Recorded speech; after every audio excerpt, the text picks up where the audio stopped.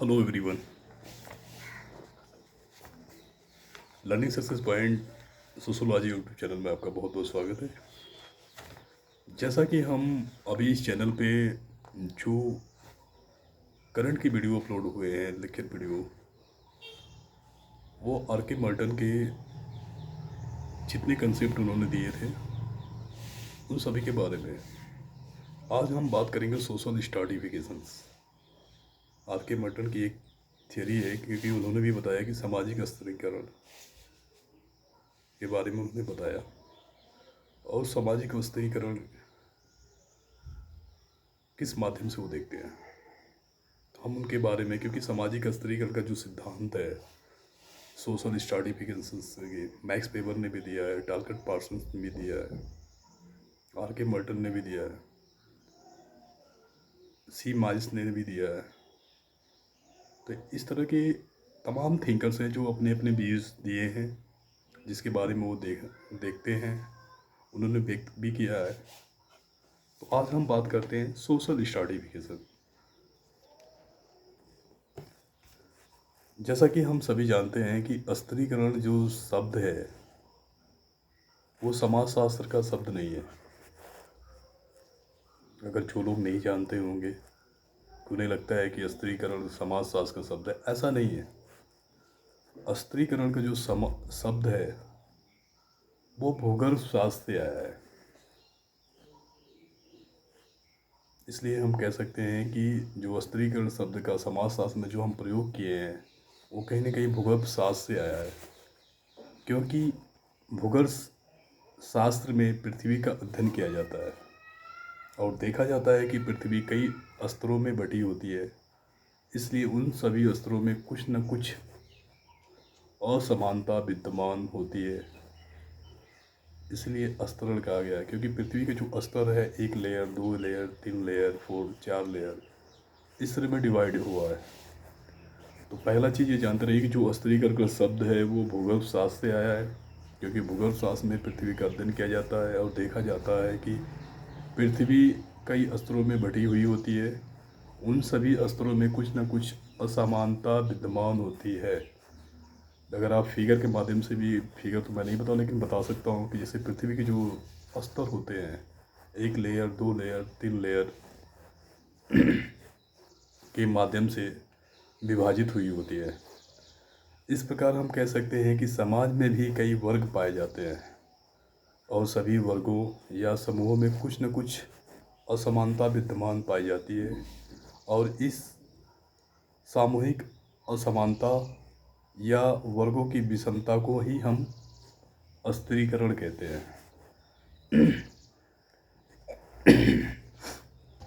एक बार और रिवाइज करते हैं सोसाइटी के बारे में कि सोसाइटी में स्तरीकरण कैसे होता है। इसी प्रकार हम कह सकते हैं कि जिस प्रकार समाज में कई वर्ग पाए जाते हैं और सभी वर्गों या समूहों में कुछ न कुछ असमानता विद्यमान पाई जाती है, इसी सामूहिक असमानता या वर्गों की विषमता को ही हम स्तरीकरण कहते हैं। अब स्तरीकरण समाज में किस तरह का होता है ये देखना चाहता है। हम जाति पर आधारित व्यवस्था को देखते हैं, क्योंकि समाज में जहाँ इन जाति के आधार पे सभी को विभाजित किया गया है, उनके कुछ कर्म है, ठीक है, लेकिन वर्तमान समय में ये चेंज हो गया है। अब कोई ब्राह्मण है तो पूजा पाठ जरूर करा रहा है, लेकिन ब्राह्मण की जगह शूद्र भी क्या नाम है कि अब पूजा पाठ करा रहे हैं। अब शहरों में देखेंगे ब्राह्मण भी चमड़े की दुकान खोला है। सब परिवर्तित हो रहा है, लेकिन इसका सिर्फ एक जरिया है, शिक्षा का माध्यम। तो समाज में जो स्तरीकरण देखा जाता है उसमें 4 प्रकार की जाति आधारित व्यवस्था बनाई गई है, जिसमें ब्राह्मण, क्षत्रिय, वैश्य, शूद्र, ये जो है समाज में स्तरीकरण लाता है। स्तरीकरण दुनिया के सभी समाजों में पाया जाता है। स्तरीकरण दुनिया के सभी समाजों में पाया जाता है, क्योंकि प्रत्येक समाज अपनी सांस्कृतिक विशेषताओं के आधार पर समाज के समूहों का बंटवारा कर देता है। स्तरीकरण दुनिया के सभी समाजों में पाया जाता है, क्योंकि प्रत्येक समाज अपनी सांस्कृतिक विशेषताओं के आधार पर समाज में समूहों का बंटवारा कर देता है, जिससे सामाजिक व्यवस्था सुचारू रूप से चलती है।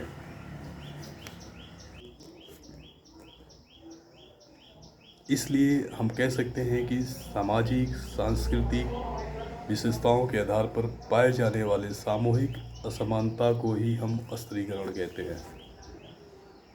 ये तो क्लियर। स्त्रीकरण दुनिया के सभी समाजों में पाए जाते हैं, क्योंकि प्रत्येक समाज की अपनी सांस्कृतिक विशेषताओं के आधार पर समाज में समूहों का बंटवारा कर दिया जाता है, जिससे सामाजिक व्यवस्था सुचारू रूप से चलती है। इसलिए हम कह सकते हैं कि सामाजिक सांस्कृतिक विशेषताओं के आधार पर पाए जाने वाले सामूहिक असमानता को हम स्त्रीकरण या स्ट्राटिफिकेशंस कहते हैं। ये चीज़ क्लियर हो गया। आगे हम उसके बारे में भी थोड़ा विभेदीकरण से जोड़ के देखा जाए। स्त्रीकरण विभेदीकरण से मिलती जुलती प्रक्रिया है। विभेदीकरण का तात्पर्य या व्यक्तिगत विशेषताओं के आधार पर समाज में पाए जाने वाले व्यक्तियों या समूह के बंटवारे से होता है। अर्थात कहने का मतलब है कि किसी व्यक्ति की आयु, बुद्धि, त्वचा के रंग, प्रजाति इत्यादि के आधार पर पाए जाने वाला विभाजन विभेदीकरण के नाम से जाना जाता है। स्त्रीकरण विभेदीकरण से मिलती जुलती प्रक्रिया है, क्योंकि विभेदीकरण का तात्पर्य प्राकृतिक या व्यक्तिगत विशेषताओं के आधार पर समाज में पाए जाने वाले व्यक्तियों या समूहों के बंटवारे से होता है। अर्थात कहने का मतलब यह है कि व्यक्ति की आयु, बुद्धि, त्वचा का रंग, प्रजाति इत्यादि के आधार पर पाए जाने वाला विभाजन विभेदीकरण के नाम से जाना जाता है। यह एक स्वाभाविक प्रक्रिया है, क्योंकि जब से धरती पर मानव आया तब से विभेदीकरण की अवधारणा विद्यमान है। उदाहरण के लिए हम कह सकते हैं कि स्त्री पुरुष, गोरे काले का विभाजन विभेदीकरण में उच्चता या निम्नता और हीनता या श्रेष्ठता की भावना नहीं पाई जाती, जबकि स्त्रीकरण में उच्चता और निम्नता की भावना पाई जाती है। विभेदीकरण में उच्चता, निम्नता या हीनता या श्रेष्ठता की भावना नहीं पाई जाती, जबकि स्त्रीकरण में उच्चता और निम्नता की भावना पाई जाती, क्योंकि स्त्रीकरण की तुलना में विभेदीकरण प्राचीन है और स्त्रीकरण में विभेदीकरण की प्रक्रिया समाहित है। क्योंकि स्त्रीकरण की तुलना में विभेदीकरण प्राचीन है, स्त्रीकरण में विभेदीकरण की प्रक्रिया समाहित है। क्योंकि विभेदीकरण जब से धरती पे मानव आया तब से विभेदीकरण की अवधारणा विद्यमान थी। अब देखा जाए कि समाज में, मैंने बताया कि जो समाज में स्त्रीकरण है वो एक जाति व्यवस्था के आधार पर ब्राह्मण, क्षत्रिय, वैश्य, शूद्र थे, जो इनके कामों के आधार पे, इनके कर्मों के आधार पे इनको डिवाइड किया गया था। अब आगे भी मैंने बताया कि स्त्रीकरण में जो है उच्चता और निम्नता की भावना पाई जाती है, क्योंकि विभेदीकरण जो है प्राचीन है, क्योंकि जब से धरती पे समाज आया या धरती पे मानव आया तब से विभेदीकरण की अवधारणा उत्पन्न हुई। अब हम कहते हैं कि स्त्रीकरण के आधार क्या क्या हो सकते हैं। प्रत्येक समाज में अपनी सांस्कृतिक, सामाजिक, आर्थिक व्यवस्था के आधार पर स्त्रीकरण पाया जाता है।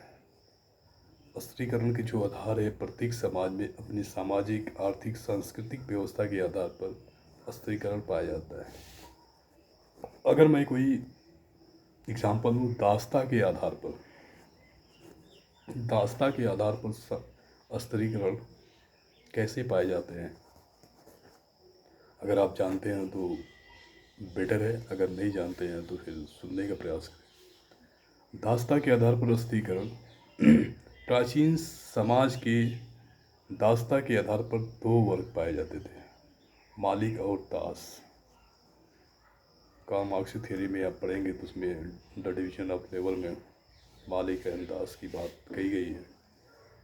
दासता के आधार पर प्राचीन समाज के दासता के आधार पर दो वर्ग पाए जाते हैं, मालिक और दास। जागीरदारी प्रथा के आधार पर अस्त्रीकरण क्या क्या पाए जाते हैं? जागीरदारी प्रथा के आधार पर तीन वर्ग पाए जाते हैं, सामंत या सरदार, पादरी, साधारण जनता या दास।